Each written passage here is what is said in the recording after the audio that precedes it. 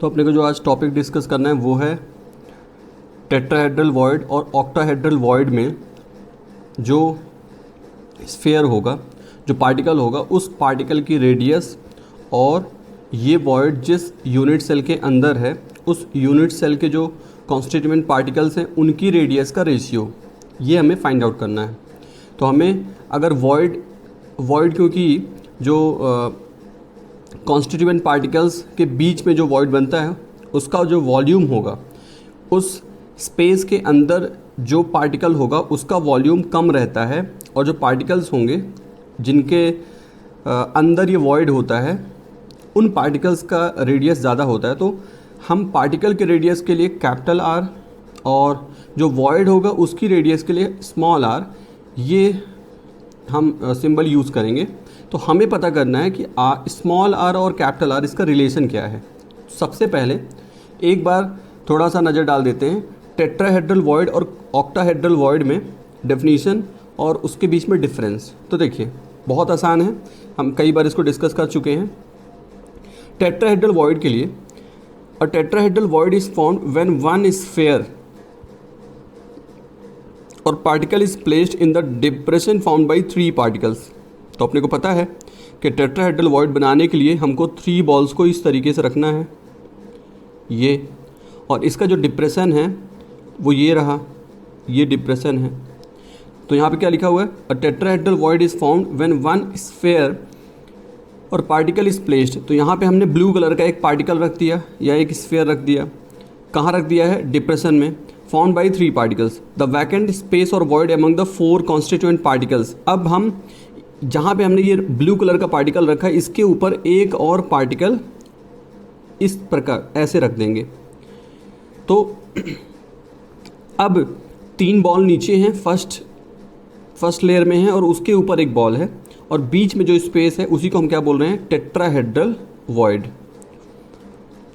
4 constituent particles having a tetrahedral arrangement. और ये जो 4 बॉल्स हैं 1 2 3 और ये वाली 4 ऊपर वाली, तो इनका जो अरेंजमेंट है इस अरेंजमेंट को क्या बोलेंगे, टेट्राहेड्रल अरेंजमेंट। और इसीलिए क्योंकि टेट्राहेड्रल अरेंजमेंट के अंदर ये वॉइड बन रहा है इसको क्या बोल देंगे, टेट्राहेड्रल वॉइड।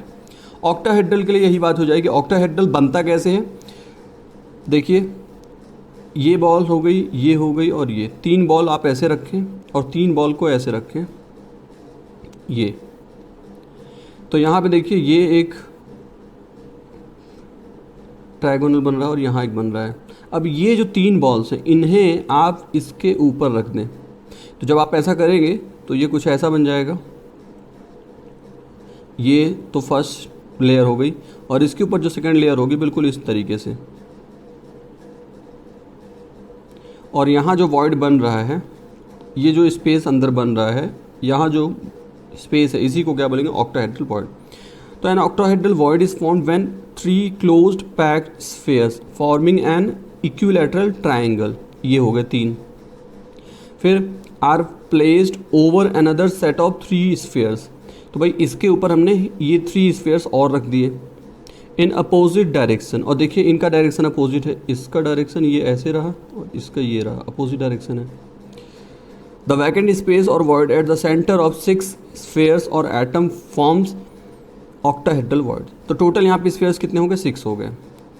इसके बारे में हम पहले डिस्कस कर चुके हैं कि ऑक्टाहेड्रल क्यों बोल रहे हैं, जबकि इसमें 6 पार्टिकल्स को हमने लिया है फिर भी इसको ऑक्टाहेड्रल क्यों बोल रहे हैं। तो ऑक्टाहेड्रल या टेट्राहेड्रल ये जो नेम है ये इससे डिसाइड नहीं, ये इससे डिटरमाइन नहीं करेंगे कि हमने कितने पार्टिकल्स लिए, बल्कि इससे डिटरमाइन करेंगे कि जो पार्टिकल्स का सेंटर है उन सेंटर्स को अगर हम मिला दें तो शेप कैसा बनता है। तो क्योंकि यहाँ पे 6 पार्टिकल्स हैं लेकिन इन 6 पार्टिकल्स के सेंटर को डॉट बना करके सभी डॉट्स को मिला दें तो जो स्ट्रक्चर बनेगा वो स्ट्रक्चर क्या होता है, वो होता है ऑक्टाहेड्रल। अब इसके बाद देखिए सेकंड डिफरेंस, नेक्स्ट पॉइंट क्या है, the vacant space or void is surrounded by 4 atomic spheres. बहुत आसान है, ऊपर अभी हमने डायग्राम में देखा। तो इसीलिए कोऑर्डिनेशन नंबर यहाँ पे क्या हो जाएगा, 4 हो जाएगा।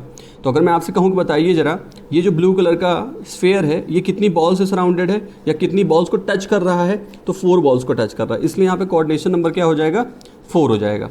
और ऐसे यहाँ पे अगर मैं पूछूँ आपसे कि ये वाला जो ब्लू डॉट है, ये वाला जो ब्लू स्फीयर्स है, स्फेयर है, ये कितने पार्टिकल से सराउंडेड है? तो ऑब्वियसली 3 ऊपर है 3 नीचे हैं, सारे के सारे टच कर रहे हैं, तो टोटल कितने हो जाएंगे 6। तो यहाँ पे कोऑर्डिनेशन नंबर कितना हो जाएगा 6 हो जाएगा। फिर इसके बाद देखिए the atom in the tetrahedral void is in contact with 4 atoms placed at 4 corners of the tetrahedron. वही बात फिर से रिपीट हो गई थोड़ा अलग अलग तरीके से, और यहाँ क्या हो जाएगा 6 एटम्स। फिर इसके बाद देखें this void is formed when a triangular void made coplanar atom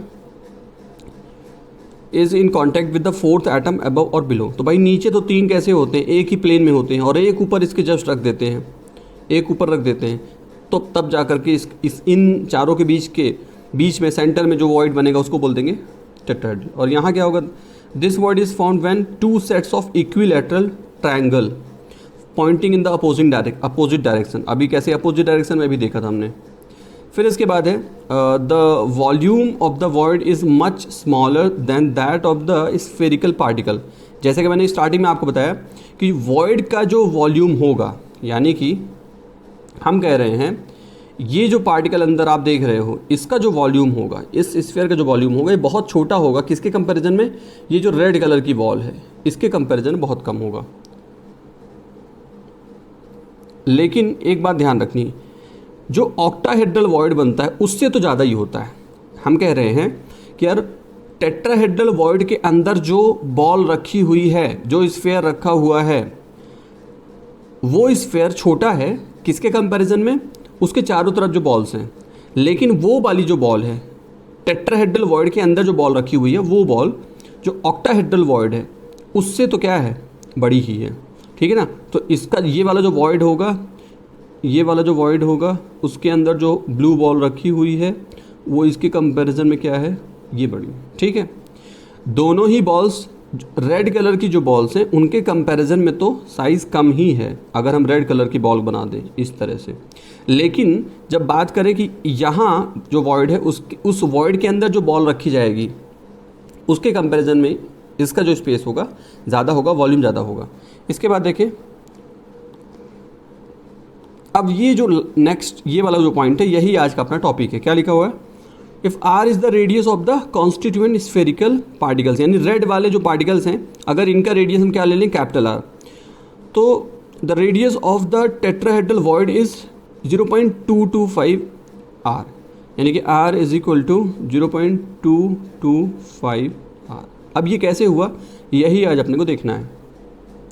इसके बाद यहाँ r is the radius of the constituent spherical particle, then the radius of the octahedral void is this value।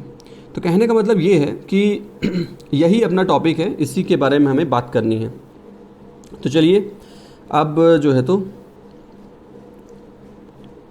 एक और बात, ये भी पहले हम कर चुके हैं जब हमने इस टॉपिक को लिया था। If the number of close packed spheres is n, then the number of tetrahedral void is 2n। मतलब कहने का ये हुआ कि ये हमने एक क्लोज पैक स्ट्रक्चर ले लिया है ना, यानी वही FCC। ये देखिए ये कॉर्नर पे, ये कॉर्नर पे, ये कॉर्नर पे और ये कॉर्नर, 4 कॉर्नर्स हो गए। और ये जो फेस बन रहा है इस फेस के सेंटर में भी ले लेना है आपको, ये सेंटर में एक पार्टिकल ले लिया। इसी तरह से आप हर कॉर्नर में लोगे और हर फेस के सेंटर में भी पार्टिकल लोगे। ये कॉर्नर वाले हो गए और फेस के सेंटर वाले ये रहे, ये रहे और ये रहे, ये रहे, ये रहे। ठीक है, तो अब अगर आपसे पूछा जाए कि ये जो यूनिट सेल बन रही है, ये जो FCC स्ट्रक्चर बन रहा है, इसमें नंबर ऑफ टेट्राहेड्रल वॉइड कितने हैं, तो हमें पता है कि यार ये जो यूनिट सेल बना है इसमें ये वाले जो कॉन्स्टिट्यूएंट पार्टिकल्स हैं, ये लैटिस पॉइंट, इनका कंट्रीब्यूशन कितने का है, तो हमें पता है इसका कंट्रीब्यूशन कितने का है, इसके लिए 4 का है। तो नंबर ऑफ टेट्राहेड्रल वॉइड कितने हो जाएंगे, जस्ट डबल, 4 × 2। तो इसलिए हमने यहाँ पे क्या लिखा हुआ 2n। और यहाँ कितना ऑक्टाहेड्रल के लिए क्या होता है, n होता है। अब हमारा टॉपिक यहाँ से स्टार्ट होता है, हमें बात करनी है कि रेशियो आया कैसे। NCERT में क्वेश्चन भी है तो इसलिए आप इसको ध्यान से देखें। तो देखिए सबसे पहले तो यहाँ देखिए